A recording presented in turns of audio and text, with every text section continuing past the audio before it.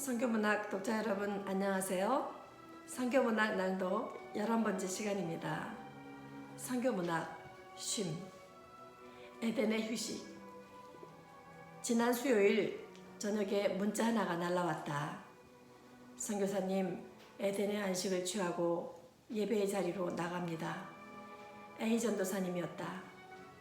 좀 전까지 우리 교회 게스트룸에서 쉬다가 돌아간 후 보내온 문자였다. 4월 27일 토요일 11시에 지은나교회 입당 예배를 드린다. 아울러 지구촌 성교문학 선교회와 지구촌 한국어교육 선교회 이전 감사 예배도 드린다. 그래서 나는 지금 준비 중이다. 교회 내부 인테리어를 다 끝내고도 내내 달리지 못하고 있던 간판도 이제 다음 주엔 드디어 달리게 될 것 같다. 그런데 인테리어 하나하나의 과정이 참 쉽지가 않다. 이런 일은 모두 내가 처음 해보는 일이었기에 말이다. 그럼에도 불구하고 나는 설레는 마음으로 한 가지씩 준비를 해나간다. 어제는 이틀 동안의 고민을 하면서 입당과 이전 감사 예배에 참석하여 축하해 줄 분들에게 선물할 답례품을 맞추었다. 접시나 머그잔, 물병 등 참으로 다양한 답례품이 있었지만 역시 가장 무난한 타월로 하기로 했다. 내가 전부터 알고 있던 답례품 전문 업체인 블랑드 엔젤에 주문을 했다. 타업체에 비해서 가격은 약간 비싼 듯 하지만 타월의 품질부터 포장까지 고급스럽고 깔끔해서 마음에 드는 업체이다. 답례품을 몇 개를 준비할까 하다가 120개를 주문했다. 120명이 다 들어가지도 못할 조그만 예배당에 왜 그리 많은 답례품을 준비했는가 하고 의문을 가질 분들도 있을 것이다. 참고로 우리 교회는 맥시멈 60명 정도면 보기 좋게 자리가 찬다. 하지만 나는 믿음으로 120개를 주문했다. 입당과 이전 감사 예배에 참석한 분들에게 나누어주고 남은 것은 계속해서 우리 교회를 방문할 선교사님들에게 줄 생각을 가지고 있기 때문이다. 나는 우리 교회를 방문하는 선교사님들에게 늘 뭐라도 주고 싶다. 지난 3월 1일을 기념해 우리 교단의 포항노회가 달력을 제조했다는 것을 알고서 나는 포항노회장님에게 부탁을 해서 달력 50부를 보내달라고 했다. 우리 교회를 방문하는 선교사님들에게 주고 싶다고 했더니 감사하게도 포항노회장님은 선뜻 달력 50부를 보내왔다. 선교지에서는 달력 구하기도 그리 쉽지 않다. 그래서 달력은 선교사에게 나름대로 좋은 선물이 된다. 지은나 교회는 입당 예배도 드리지 않았는데 선교사님들이 벌써 12명이나 다녀갔다. 아담하고 예쁜 교회라고 모두 감탄을 한다. 심지어 한 선교사님은 교회 리모델링을 해야 하는 상황인 자신의 후원교회에 우리 교회를 소개했다. 그래서 그 교회 목사님 부부가 얼마 전에 다녀가기도 했다. 작고 아담한 우리 교회 공간은 물론 우리 풍무동 일대의 지역 주민들을 전도하는 교회로서의 사명을 가지고 있다.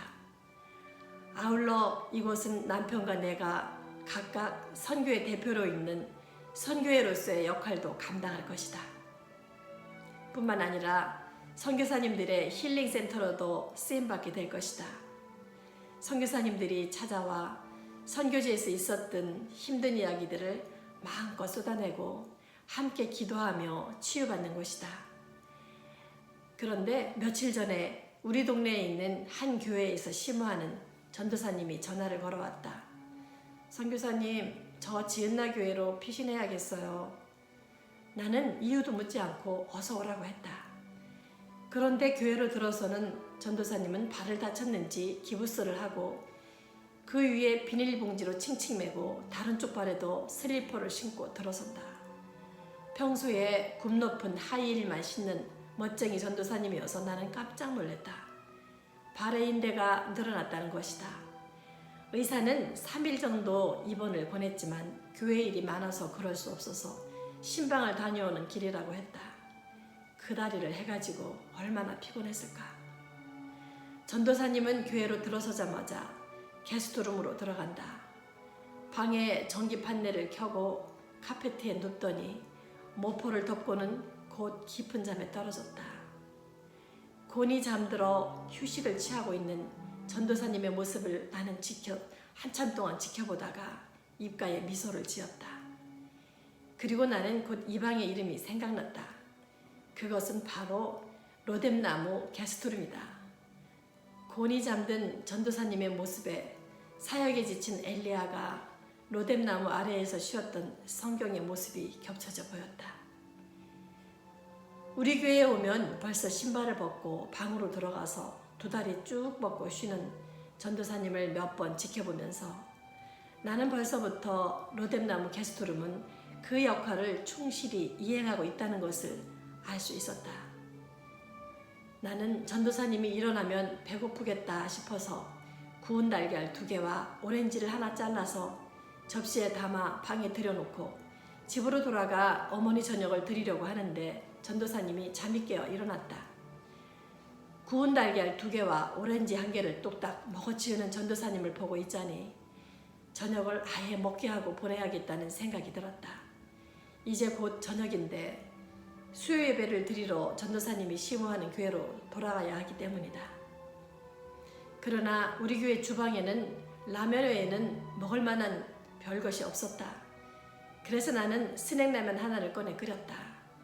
김치 몇 잎을 넣어서 끓이면 라면 맛이 더 개운해지기 때문에 김치도 약간 넣어서 끓여서 방에 있는 전도사님을 불렀다. 그리고 저녁으로 먹고 교회로 가라고 하고는 나는 집으로 돌아왔다. 그리고 얼마 후에 A 전도사님으로부터 선교사님, 에덴의 안식을 취하고 예배의 자리로 나갑니다 라는 문자가 날라온 것이다. 나를 목사님으로 부르기보다 선교사님이라고 부르기를 좋아하는 A 전도사님의 마음엔 늘 선교에 대한 동경이 자리 잡고 있다. 그래서 자신이 선교훈련을 받고 있을 뿐만 아니라 자신의 하나뿐인 외동딸도 의학을 공부하고 선교지로 나가기를 소망하고 있기도 하다.